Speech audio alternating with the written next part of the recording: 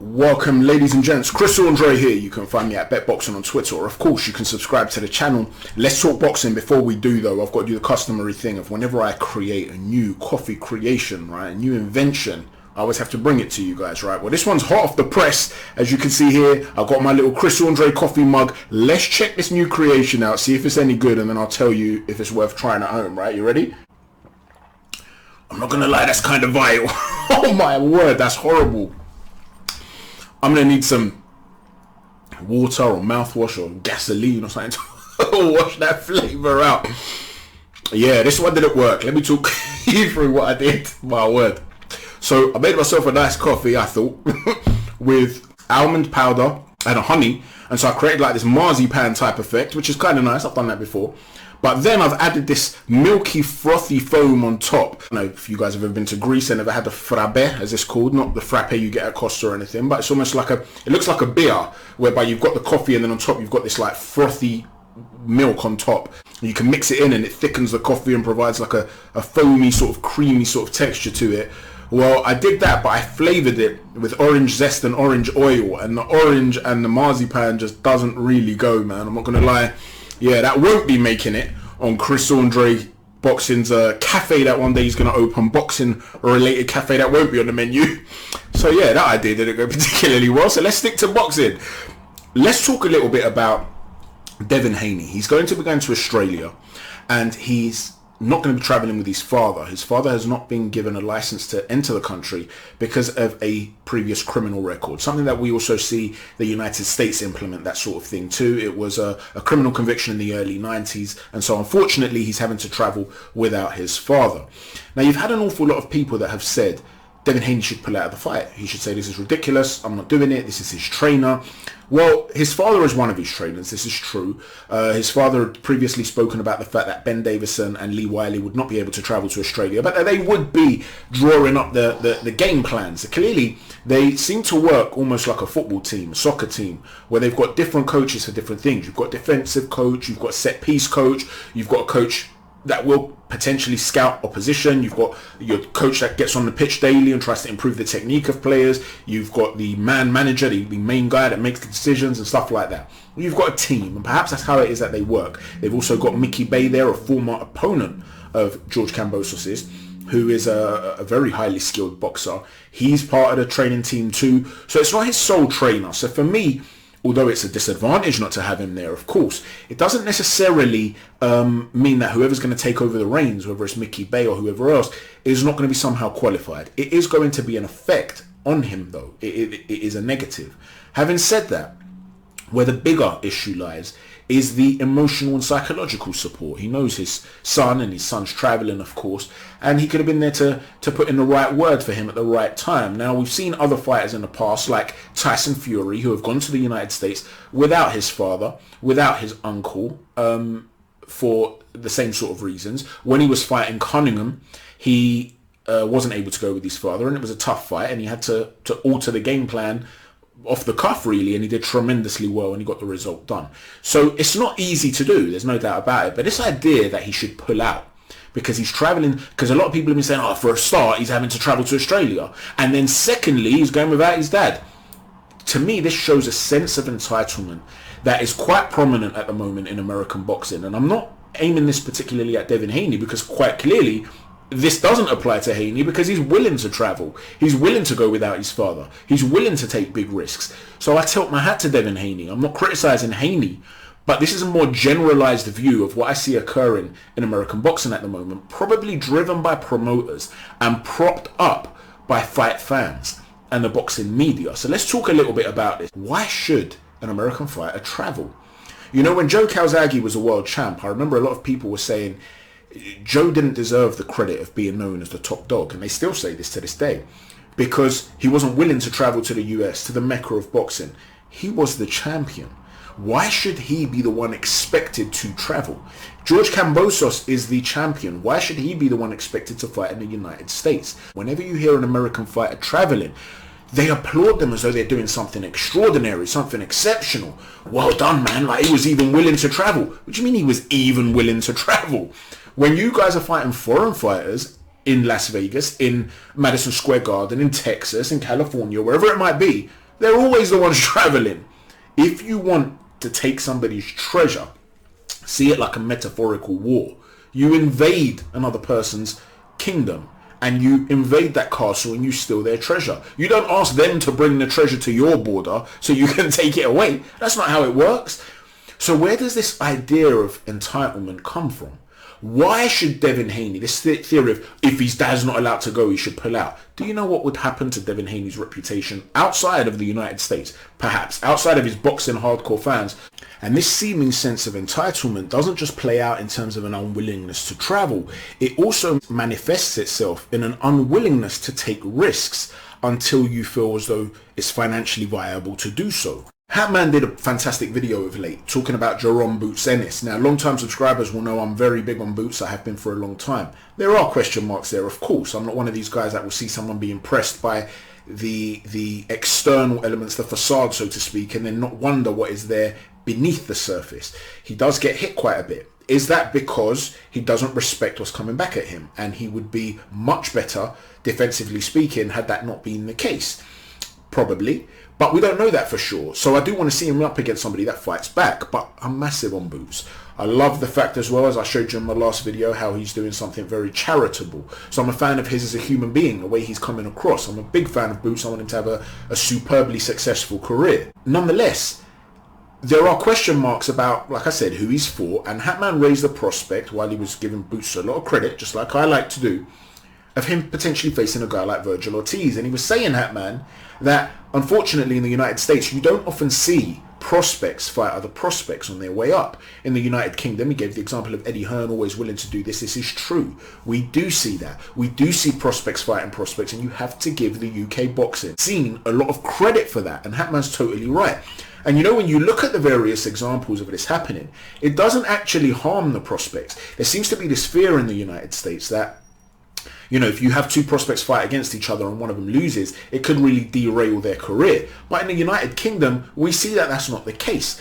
When George Groves fought James DeGale, they both went on to have stellar careers and it boosted their stock. When Derek Chisora fought Tyson Fury, we saw the same thing. You see this sort of thing consistently, time and again. Anthony Joshua and Dillian White, Billy Joe Saunders and Chris Eubank Jr. These guys fought when they were on their way up and it boosted their stock. It didn't matter that Eubank, Chisora, White and DeGale lost their fights. They became more known in the public eye. They then built up their careers, and by being more known, when you then portray yourself as now I'm ready, now I've learned, well, now you're a big pay-per-view star. You know, so if you lose and continue to have success, it makes you massive. We don't see that in the United States. And yet, despite the fact that you get so many fantastic fighters that are not taking these risks, and it's not the fighters always that are not willing, it could be their promoters. Despite that, you get these people put on pound for pound lists.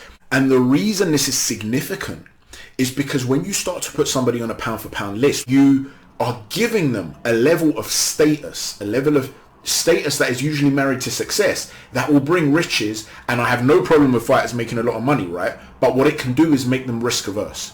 Once you start to say Tank Davis, for instance, is the main man, why would Tank Davis or his handlers want him to take risks? Let him be the main man, right? Like I said, from a financial perspective, I have no problem. But from a sporting perspective, I like to see competition. And yet there seems to be this level of entitlement. We've seen Oscar De La Hoya this week talk about, critically talk about Eddie Hearn, saying how he never would have allowed Canelo Alvarez to get in there with Dimitri Bivol if he was his promoter. Well, you're now seeing Jaime Munguia is fighting Jimmy Kilrain Kelly, 26-2. I don't place too much of an emphasis on records because, you know, you look at a guy like Orlando Salido, not the most impressive record, but a brilliant fighter. Because what happens is, if you're not a promoted fighter, if you're not a pushed fighter, you can build up some losses, or you can get losses on the road or things like that.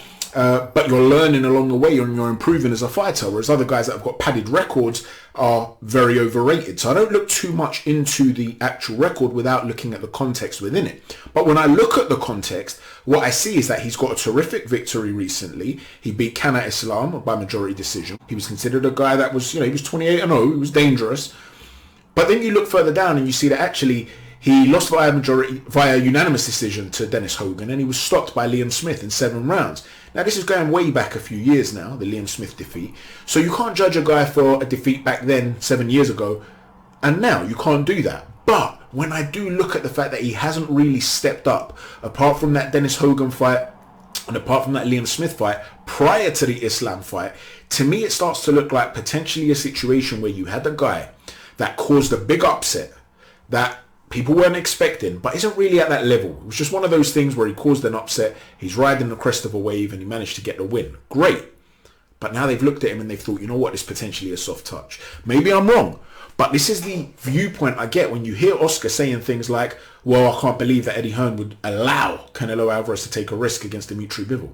Doesn't that really highlight the entire problem here? And you're seeing fans that will push the narratives as well. The amount of people, and listen, I've been very defending and praising of Devin Haney. I think what he's doing is brilliant. But it's one thing for me to give him a pat on the back and say, I rate you for pursuing elite level status. It's another thing to say he's already at elite level status. Devin Haney's fought nobody of note. Linares is a great name, but he's way past his best. He's fought nobody of note for him to be valued as the top lightweight in the world, or top 3 lightweights in the world, you could argue, let alone be on the pound for pound list. Well, one of their top sort of chief, I guess you could say, LDBC guys, and I know the LDBC have a terrible reputation for just being controversial for no reason, but they're quite influential, and this particular guy is quite influential. He does affect media narrative. They do have contacts with professional fighters, and they get interviews with them and stuff like that. This particular dude, I won't mention his name, but he's artistic, we'll leave it at that. And I don't dislike him. I think he's actually entertaining, right? But he was basically criticizing the front cover of the Boxing News, because on the front cover of the Boxing News, they've got the headline, who's the finest boxer in the world at the moment, or something like that, and they've got 6 fighters pictured on there. You've got Fury, Usyk, you've got Inoue, you've got Canelo Alvarez, you've got Dimitri Bivol, and you've also got Bud Crawford. So what this guy was particularly upset about was he felt, which we know you get this sort of thing now from the LDBC, that there was only one black fighter on the front cover.